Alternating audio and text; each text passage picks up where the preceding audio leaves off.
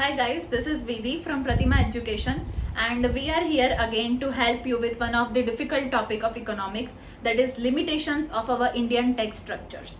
As you know that everything has its benefit as well as limitations. So now let's study what are the limitations of our tax structure.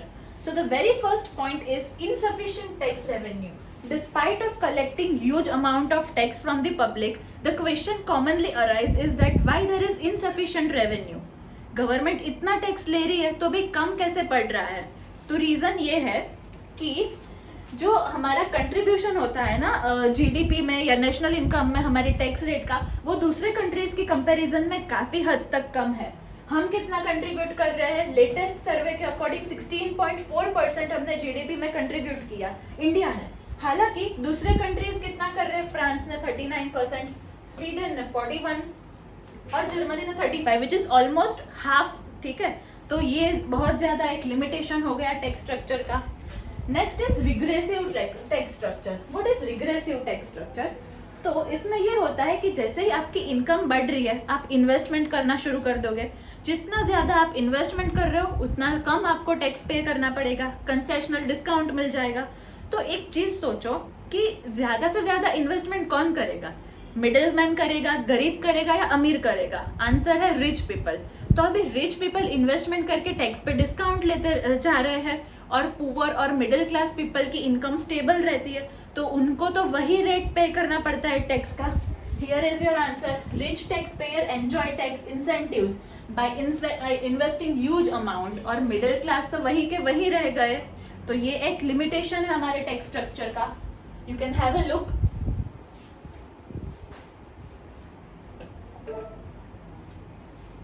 So up next we have is Indian tax structure fails to generate employment. Fails to generate employment. Tax और employment का क्या लेना देना है? ये एक common question आया होगा आपके दिमाग में. लेना देना है. एम्प्लॉयमेंट कहाँ होती है? बड़ी बड़ी ऑफिसेज में, फैक्ट्रीज में एम्प्लॉयमेंट होती है. ठीक है, अभी गवर्नमेंट ने ये अनाउंस किया है कि जितना ज़्यादा इंडस्ट्रियलिस्ट है वो जितना ज़्यादा मशीनरी में इन्वेस्ट करेंगे ना उतना कम उनको टैक्स पे करना पड़ेगा. नाउ यू ओनली थिंक, आपको थोड़े पैसे इकट्ठा करके इन्वेस्टमेंट करना है या ज़्यादा पैसे टैक्स में देना है? The smart decision is to invest money right in machinery. तो बड़े बड़े इंस्टीट्यूट्स क्या करते हैं? मशीनरी में इन्वेस्ट करते हैं और अभी मशीन्स आ जाएंगे तो लेबरर्स की तो ज़रूरत ही नहीं है तो उनको ले ऑफ कर देते हैं. तो इस रीज़न से क्या होता है? एम्प्लॉयमेंट बहुत ज़्यादा डिस्टर्ब होता है और अनएम्प्लॉयमेंट इंक्रीज होता है. Next is tax structure prompts inflation in the economy. हमने ये सुना था कि इनडायरेक्ट टैक्स जो लगता है वो हमारी इनकम पे डायरेक्टली नहीं लगता. हम जो कमोडिटी लेते हैं, हम जो इन्वेस्टमेंट करते हैं उसके ऊपर लगता है. और फॉर्म्स क्या है इनडायरेक्ट टैक्सेस के? It is in the form of excise duty, custom duty and GST. ठीक है, तो भी ये सारे टैक्सेस के रेट्स बहुत ज़्यादा हाई है.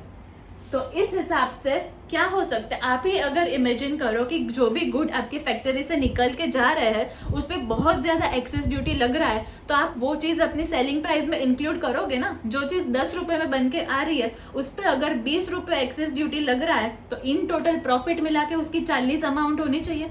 10 तो आप अपना प्रॉफिट लोगे. तो जो चीज़ 10 या 20 में मिल रही थी वो सीधी 40 में मिल रही है. इन्फ्लेशन हुआ इनडायरेक्टली. तो टैक्स स्ट्रक्चर की वजह से इन्फ्लेशन काफी हद तक बढ़ रहा है. Lack of continuity. हमारे टैक्स स्ट्रक्चर में काफी ज्यादा चेंजेस आते हैं. ऐसा नहीं है कि जो रेट्स चलते आए हैं सालों से वही चलेंगे. नो.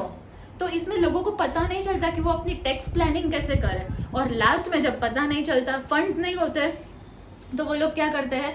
टैक्स इवेशन, जो इलीगल वे से टैक्स बचाते हैं in the form of black money या कोई भी जुगाड़, but that is illegal. Right.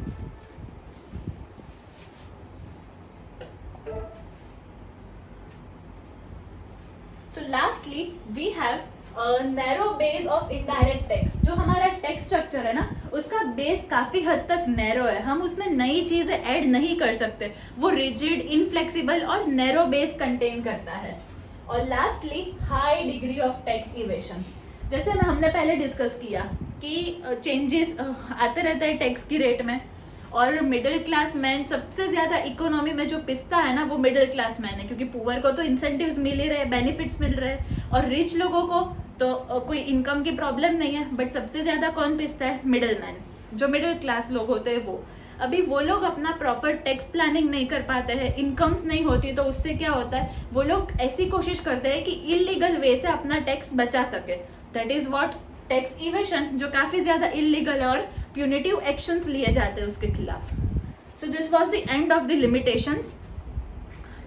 I hope I was very much clear to help you understand the answers. Thank you.